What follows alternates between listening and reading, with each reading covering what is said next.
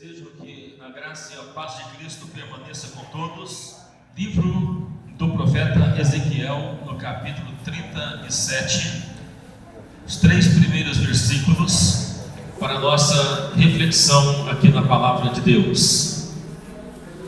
Diz assim a palavra do Senhor: Veio sobre mim a mão do Senhor, e Ele me levou pelo Espírito do Senhor, e me deixou em meio a um vale que estava cheio de ossos, e me fez andar ao redor deles, e eram muito numerosos na superfície do vale, e estavam sequíssimos. Então me perguntou: Filho do homem, por acaso poderão reviver estes ossos? E eu respondi: Senhor Deus, tu o sabes. Amém. Glória a Deus. Pode sentar, esteja à vontade. O tema de hoje é do vale para a vida. Amém?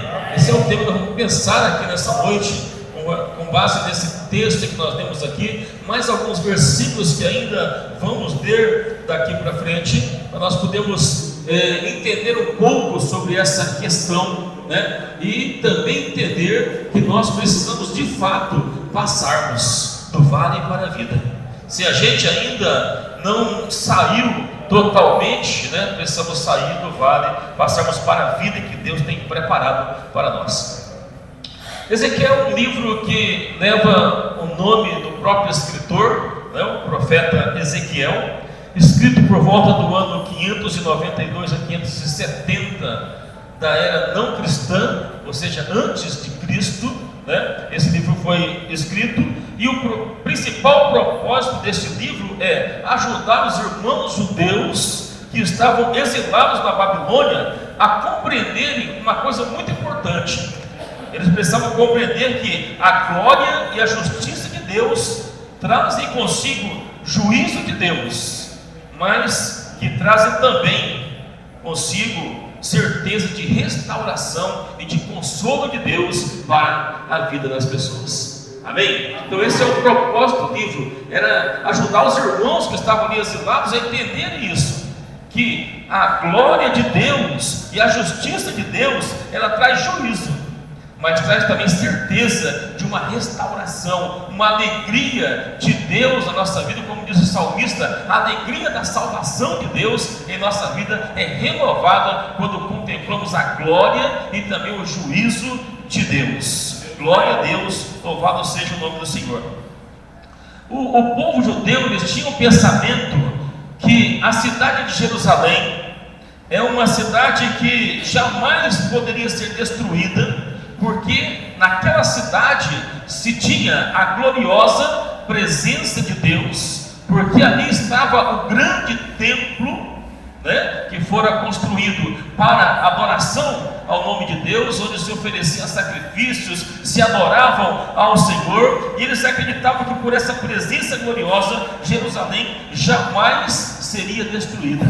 Uma cidade importante, né, uma cidade que as pessoas afluíam de vários lugares para lá para oferecerem sacrifícios a Deus, que nas festas judaicas a cidade ficava lotada de pessoas de vários lugares que iam ali para adorar o Senhor, servir a Ele, exaltar o nome de Deus, né, naquele lugar ali. E eles imaginavam então que essa cidade jamais seria atacada, jamais seria arrasada, jamais poderia ser destruída. Isso é o que eles pensavam, é o que eles imaginavam.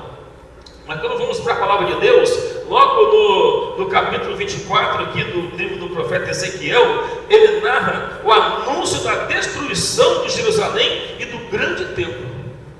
Você vai perceber que há uma narração aqui, há um indício de que isso vai acontecer, dessa destruição ela vai acontecer, para que as pessoas pudessem entender isso. Porque eles não se dão conta de que os seus pecados, a sua vida, a maneira como eles viviam, como eles estavam se portando ali, ela traria consequências nas suas vidas, e que somente Deus é quem poderia ajudá-los a resolver os problemas, a sair dessas consequências difíceis. Então eles precisavam entender que Deus é o que está no comando de todas as coisas. O capítulo 37, que nós demos agora aqui os 3 primeiros versículos, esse capítulo 37, ele vai narrar para a gente algo importante. O livro do profeta pode ser dividido em 2 partes. A primeira parte, que vai do capítulo 1 até o 24, ele trata sobre a condenação de Judá e o juízo de Deus pelos atos pecaminosos e pela idolatria do povo israelita.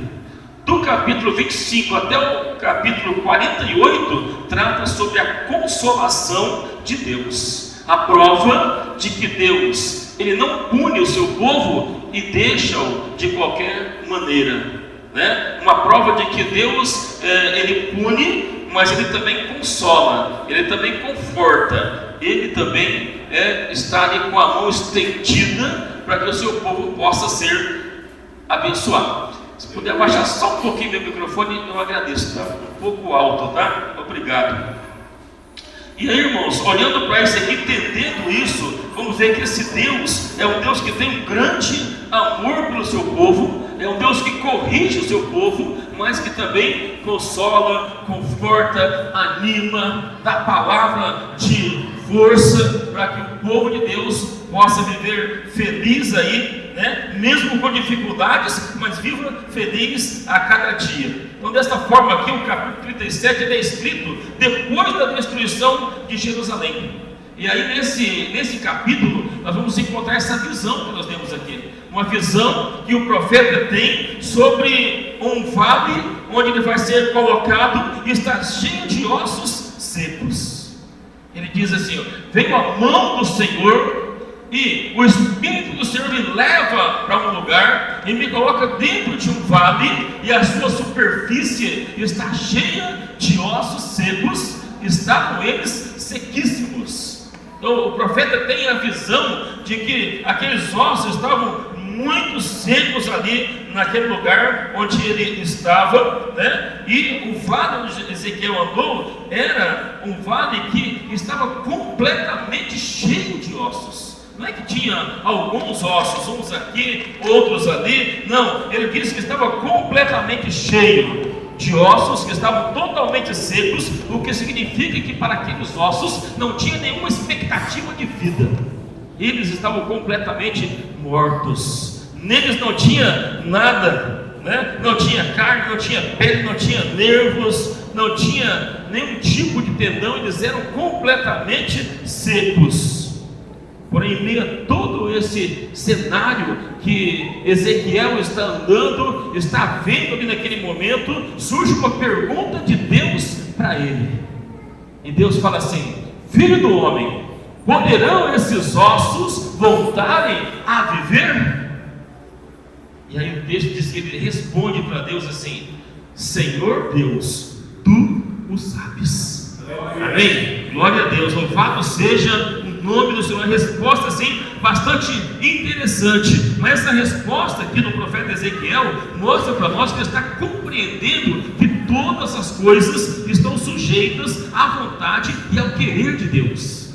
Ele está dizendo assim: Senhor, tu sabes. Se tu quiseres que eles voltem a viver, eles voltarão. Se não quiseres, eles continuarão sendo ossos secos e vão permanecer assim para sempre. Eu entendo, irmãos, que ele está pensando assim: Deus é quem decide, Deus é quem faz, ou não faz, ou refaz, na hora que Ele quer, do jeito dele, porque o jeito de Deus sempre é o melhor. E às vezes a gente não entende o jeito ou a maneira de Deus, nós precisamos entender isso. Então, nessa visão aqui, Deus manda o profeta Ezequiel profetizar sobre os ossos. Imagine você, que é uma visão que ele está tendo, e Deus está mandando ele profetizar sobre aqueles ossos. O que é profetizar? Profetizar aqui é transmitir a palavra de Deus. Pode ver que todas as profecias, os profetas vão chegar e dizer assim: assim diz o Senhor Deus. Aleluia. Amém? Eles vão sempre chegar em nome de Deus, falando em nome do Senhor, né? E agora Deus pode profetizar, transmitir uma palavra aqui para aqueles ossos que estavam ali sem nenhuma consciência, que não sabiam nada, que não podiam ver nada, e Deus, Ele manda o profeta falar com eles, a partir do capítulo 4 até versículo 4 até o 6, diz assim, ó: e disse-me ele: profetiza a estes ossos, e disse: ossos secos, ouvi a palavra do Senhor. Assim diz o Senhor Deus a estes ossos: eis que farei entrar o meu espírito em vós, e vivereis. E porei tendões sobre vós, e farei crescer a carne sobre vós, e sobre vós estenderei a pele, e porei em vós o meu espírito, e vivereis, e sabereis que eu sou o Senhor. Aleluia, glória a Deus, louvado seja o nome do Senhor. Olha, Deus está falando para o profeta: fala para esses ossos aí, ó, profetiza para eles, e diga assim: o Espírito de Deus vai entrar em vocês, Ele vai fazer nascer carne, pele, tendões, e vocês vão voltar a viver, e vão entender que Ele é o Senhor, o Deus Todo-Poderoso. Aleluia. Era possível aqueles ossos ouvirem o que o profeta iria falar? Será que era possível eles entenderem aquilo que Deus estava mandando o profeta falar para eles? E aí os versículos 7 e 8 vão dizer que o profeta, ele vai falar com os ossos, conforme Deus havia mandado. Se você acompanhar na sua Bíblia aí, ó, você vai ver o que está escrito. Então profetizei segundo me fora ordenado, e enquanto eu profetizava, houve um ruído, um barulho de ossos que batiam contra ossos e se ajuntavam, cada osso com o seu osso. E olhei, e eis que havia tendões sobre eles, e cresceram carnes, e estenderam-se a pele sobre eles, mas não havia neles a vida. Glória a Deus. Você viu que coisa maravilhosa? Ele fala assim: depois que foi me dada a ordem, eu profetizei sobre eles conforme Deus havia me falado, e eu vi crescendo sobre eles pele, carne, tendões, e eles agora estavam ali como corpos, não mais ossos, porém não estavam com vida. Aleluia, Jesus. Ele vai dizer que ele cumpre exatamente o que Deus havia mandado fazer, ele faz tudo certinho como Deus havia ordenado, e vê que aqueles ossos secos tinham se formado um grande exército, e com isso Deus quer mostrar para eles que Deus é o Todo-Poderoso. Quer mostrar para eles que o Senhor Deus é aquele que dá a vida e que faz todas as coisas. Eu fico imaginando, irmãos, é uma visão aqui, mas fica imaginando que coisa interessante que Ezequiel está vendo. De repente ele começa a ouvir um barulho, ele diz que é um grande barulho, e começa a bater osso com osso, mas uma coisa é certa, ele fala assim, ó: e ajuntou cada osso com o seu. Não foi um osso de um com o do outro, da perna com o braço, não, cada osso com o seu osso, certinho, corretamente, da forma como deveria ser. E ele diz assim que não havia neles a vida, né? Então ele me disse: profetiza ao Espírito, profetiza ao Filho do Homem, e diz-lhe: assim diz o Senhor, vem dos quatro ventos, ó Espírito, e assopra sobre estes ossos para que vivam. Amém? Deus falando com o profeta. Deus dizendo: agora você profetiza ao Espírito. Agora fala: venha Espírito dos quatro cantos e traga o vento sobre eles para que eles vivam. E aí ele fala no versículo 10: e profetizei como me fora ordenado, e o Espírito entrou neles, e viveram, e puseram-se em pé, e era um exército sobremodo numeroso. Aleluia, Jesus. Olha que coisa gloriosa está acontecendo. Ele agora está vendo que o Espírito vem sobre aqueles ossos. Lembra da criação? Quando Deus faz o homem, que ele forma do pó da terra, o homem não tinha vida, e aí Deus faz o quê? Assopra o Espírito nas narinas do homem, e o homem torna-se alma vivente. Agora o Espírito vem como vento, como fôlego de Deus, como a sombra de Deus, entra naqueles ossos, e eles agora não são mais corpos, mas eles tornam-se pessoas e começam a andar. E ele diz: e era um numeroso exército, e era muita gente que ali estava. Glória a Deus. É uma visão, irmãos. Nessa visão, se você continuar lendo aqui, lá no versículo 11, você vai ver algo extraordinário. Então ele me disse: filho do homem, estes ossos são toda a casa de Israel. Eis que dizem os ossos: ossos secos, e pereceu a nossa esperança, e estamos todos exterminados.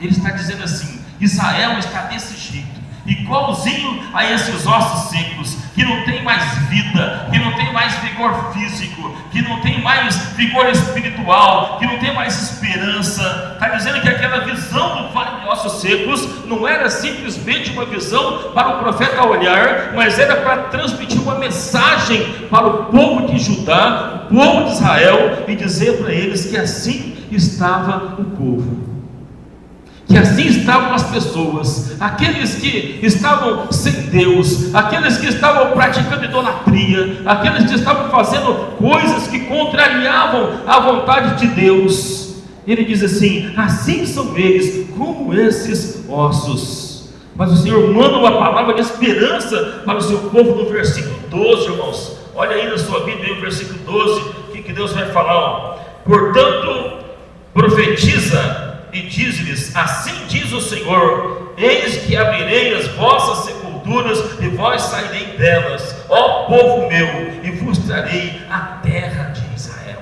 Amém? Eles estavam exilados, cativos, não tinham mais esperança. Eles achavam que para ele a esperança já havia acabado, que não tinha mais como eles resolverem a sua situação, nem da vida própria mesmo, e nem da vida espiritual. É assim que eles se viam, como ossos sem vida. E aí Deus fala assim: eu vou abrir a sepultura de vocês, eu vou tirar vocês dali deste lugar, e vou trazer vocês de volta para a terra de Israel, né? Porque o propósito de Deus aqui, irmãos, é fazer o povo reconhecer que Ele é o Senhor da história, que é Ele que dá a última palavra. Às vezes a gente é bom em querer dar a última palavra, né? Mas a última palavra vem de Deus. O Senhor é aquele que dá a última palavra, é acreditar nele, obedecer a Ele, o único que pode dizer: eu sou. Inclusive lá na Bíblia está escrito assim, tudo em caixa alta: eu sou, para mostrar que Ele é o Deus poderoso, o Senhor Todo-Poderoso, que não há outro que se compare e se assemelhe a Ele, irmãos. Porque o nosso Deus, Ele não desiste dos seus filhos. Ainda que ande errante, ainda que ande fora do caminho de Deus, ainda que se desvie por algum motivo, que saia do caminho do Senhor e que abandone Deus, Ele não desiste do seu povo. Ele não desistiu de nós. Ele enviou o seu Filho para morrer na cruz, para nos salvar, para dar a sua própria vida, derramar o seu sangue, para que eu e você pudéssemos ter vida, porque Ele não desiste de nós, Ele não desistiu de Israel, Ele nunca vai desistir de você também, Ele nunca vai desistir de mim, porque Ele é o Deus da segunda chance, é o Deus da terceira chance. Enquanto você tiver vida, tem oportunidade. Enquanto estivermos respirando, temos a oportunidade de aceitarmos a este Deus como Senhor da nossa vida, o Deus Todo-Poderoso. Amém? Ele tem feito isso porque nos ama, porque nós somos as criaturas das suas mãos, porque somos a obra-prima da mão de Deus. Ele não nos abandona em nenhum momento, mas Ele quer que a gente vá estar com Ele, como falou o próprio Jesus, para que onde eu estiver, estejais vós também. E vocês já sabem o caminho para onde vou. E alguém vai dizer assim: se eu não sabemos para onde vai, como podemos conhecer o caminho? Ele diz: eu sou o caminho, eu sou a verdade, eu sou a vida. Ninguém vem ao Pai, senão